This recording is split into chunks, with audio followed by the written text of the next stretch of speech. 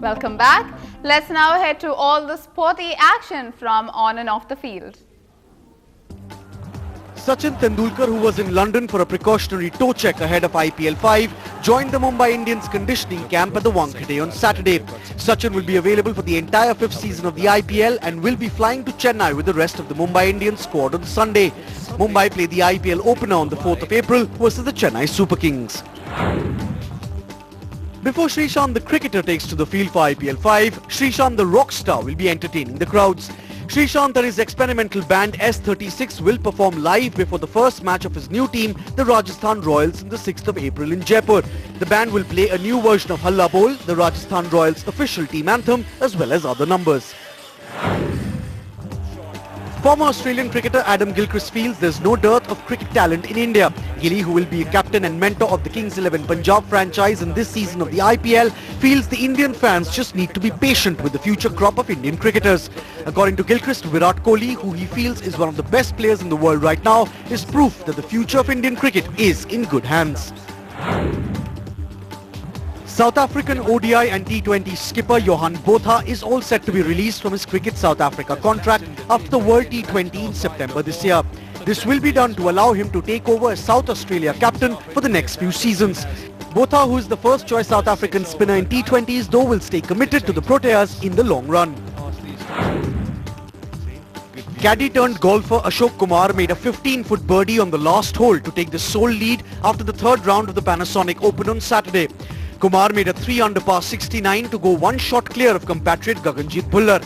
Kumar, who's won 20 titles on the local circuit, has said he's thinking only about his game right now and not the leaderboard. And taking us away from the sports highlights, the Miss India pageant was held in Mumbai earlier this week. Vanya Mishra, the winner, spoke of her commitment to children's education. The next thing only is to focus on Miss World.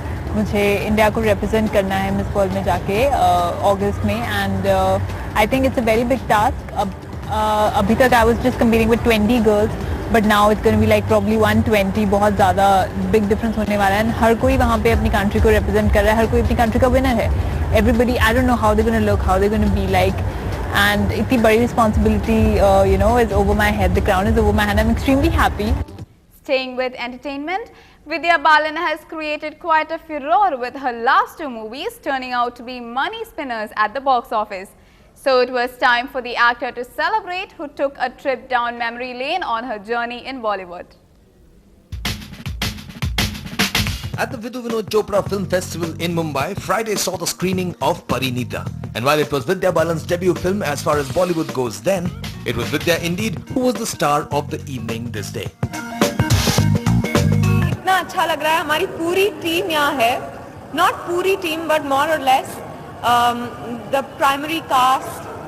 We are missing Saif and Sanju, of course. We're doing it live from India. Nothing succeeds like success in Bollywood. Perhaps a reason why Saif Ali Khan was missing, considering Agent Vinod hasn't exactly been a success at the box office. Vidya though missed her first on-screen romance. Wish I was able to watch the film with all of them, but I couldn't. But koi nahi, we'll watch it again. It's been a beautiful journey. These are days when anything that Vidya Balan touches makes money at the box office. Is she then looking at a hat trick? Come on, clap, guys! NDTV Bureau Report. And for those who want a little bit more of author Ruskin Bond, there is good news. His short stories and novels are being adapted into a series called Ek Tha Rusty for Doordarshan. The hills are alive with lights, camera and action as a TV crew adapts Ruskin Bond stories for television. A revival of the Ek Tha Rusty TV series of the 1990s, back to delight those of us who've grown up on stories written by the Englishman who's one of us. For actor Ayub Khan, filming the series has a special significance. His mother, Begum Farah, had acted in the first run. My mother was invited here to shoot for Ek Tha Rusty, and now I have been invited to play a part in this serial. So I find that an honor. I haven't got to read much of Mr. Bond's book. I've just begun reading his books. The 26 episodes being filmed are now based on 2 novels and 2 short stories.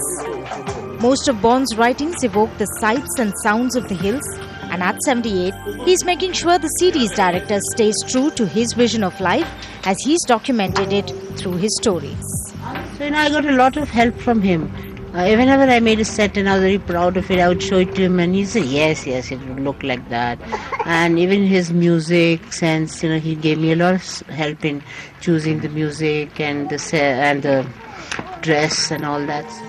Ruskin Bond was born in Kasauli in 1934 to English parents, has written over 300 short stories, essays and novels. The Flight of Pigeons by Merchant and Ivory, Junoon, to Vishal Bhardwaj's adaptation of Bond's children's story, The Blue Umbrella.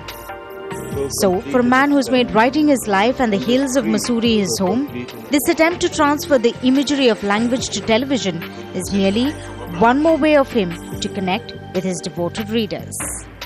With Tanya Saili Bakshi, Umi Kulsum, NDTV. And that brings us to the end of this bulletin. Stay tuned to NDTV Hindu for more news and updates. Have a good night.